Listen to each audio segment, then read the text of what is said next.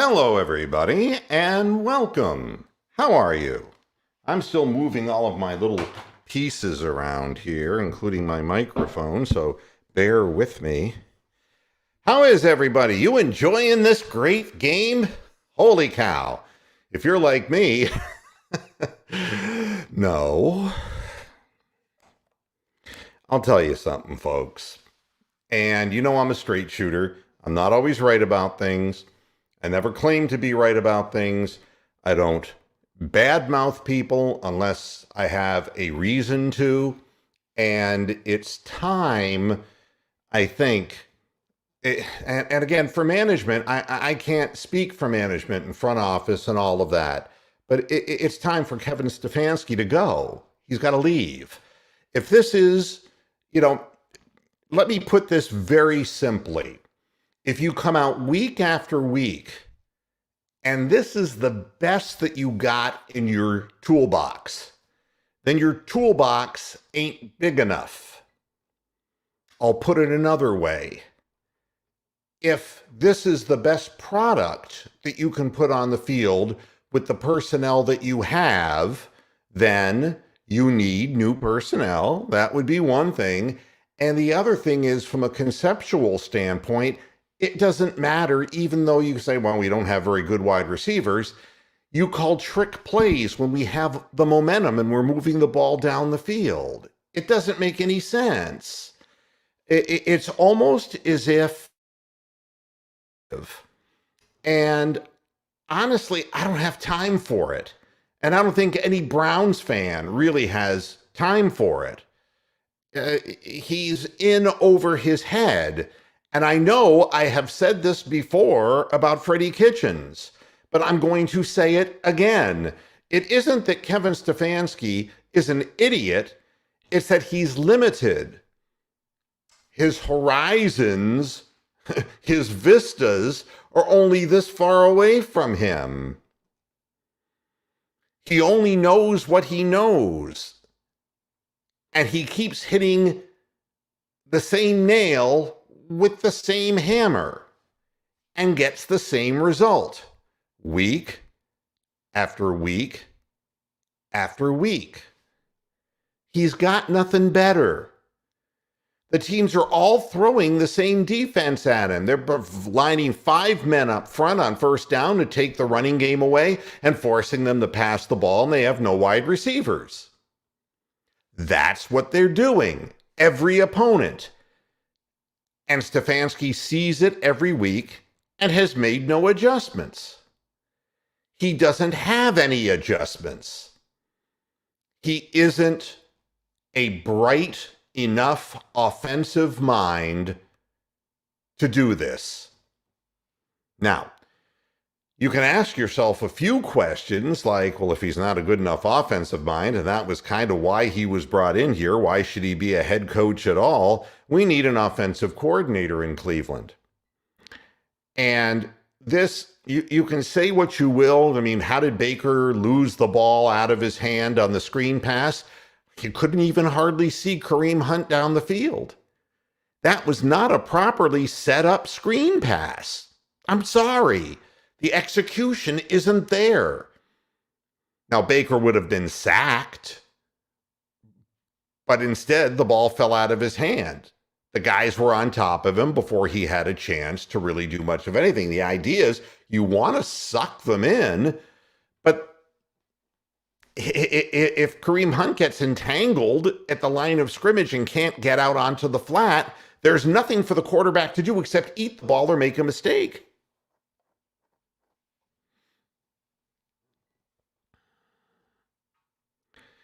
You've intercepted Lamar Jackson 3 times, and it doesn't matter. The offense is not going to score a touchdown in this game. They cannot. Because every time we try to get momentum, and I'll say this for Baker Mayfield, and I really honestly believe this, that put in the hands of a proper head coach, that he would be a far better off player. There can never be any rhythm to an offense if you get moving, you hit a big pass to Harrison Bryant, you're moving the ball, and the call comes in from sideline that you're going to run a kooky Landry taking the direct snap to throw the ball, and he holds onto the ball forever. It's just self-defeating. If he can't audibilize out of it. We go over this week after week after week. And after the game, Stefanski will say, that one's on me. That wasn't a good call.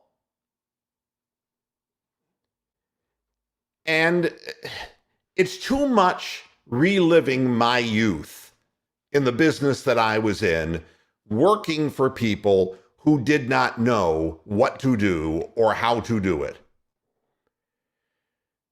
On tomorrow's Moohead Radio show, if anybody's here from this chat room, remind me to tell you the story about the J103 buttons. All right, somebody write that down, J103 buttons.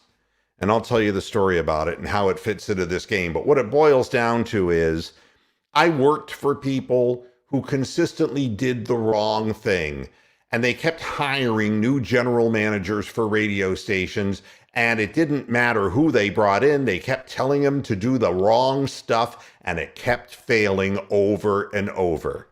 You can blame Baker, you can blame Landry for holding the ball on too long, but why was that play called? Why? Right when you're starting to get a rhythm. And, Omu, come on. No. Fired. In my mind, I would tell him, you work for me, and the bottom line is, you either bring in a qualified offensive coordinator and delegate to that person, or you're finished here. We have too many players that we have invested in, and that's not where the start over is, when you clear out all your players and you lose all your good players and you bring in Johnny Manziel. That's what that is. Over when you get rid of the guy who's causing all the problems. The head coach is involved in too much.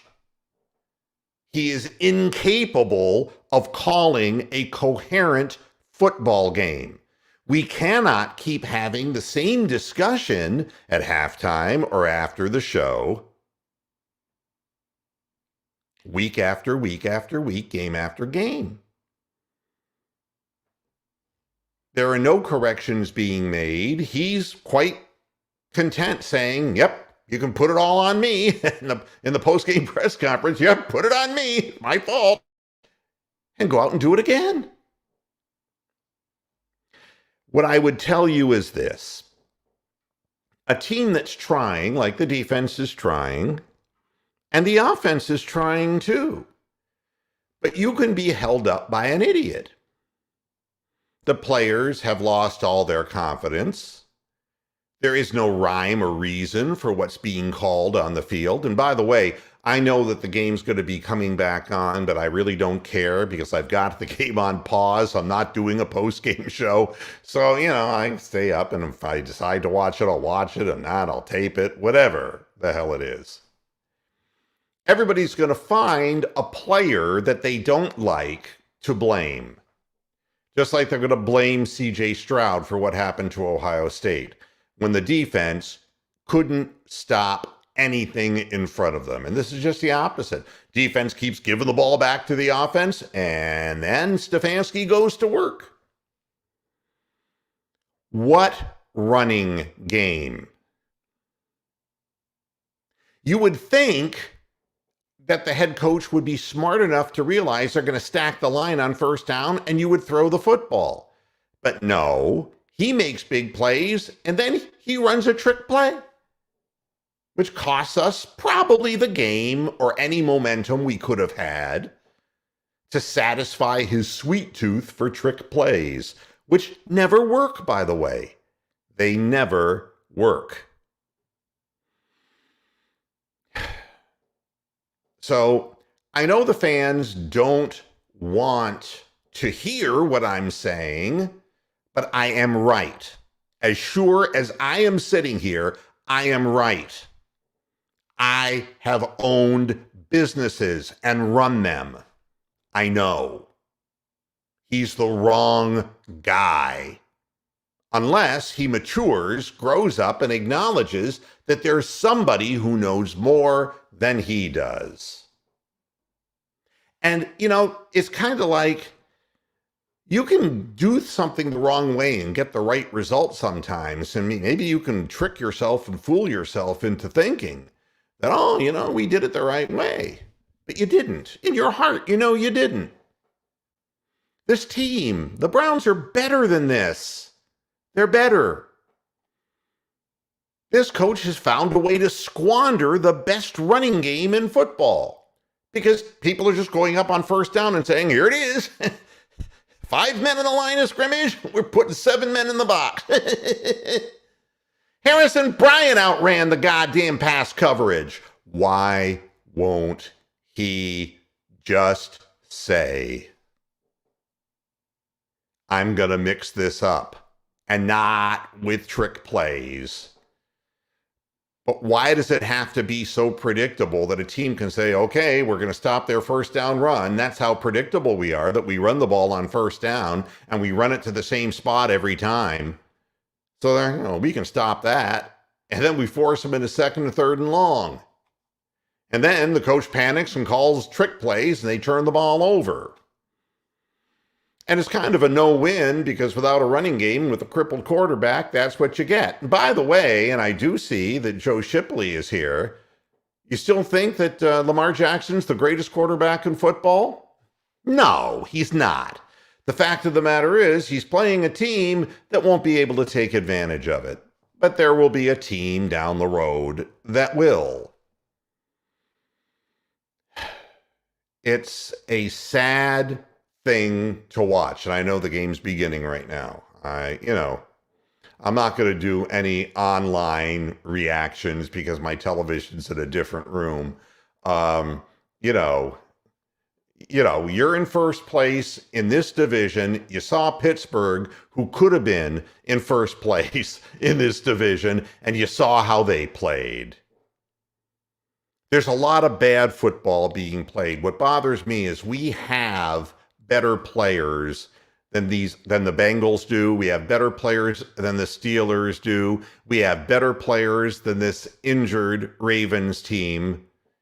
And it's being squandered by just a self-obsessed person who thinks he knows more than everybody in the room. You take the look on his face, I want to punch his little fucking Ivy League face in. I really do. Because he ain't better, he ain't smarter, he's just stubborn.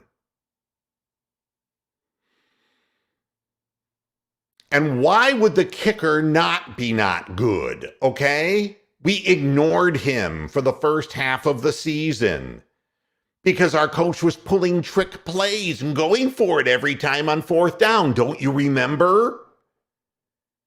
God forbid, Chase McLaughlin got off to a really good start, but then we stopped using him. Whatever it is that works, we stop using it because Stefanski's the smartest man in the room.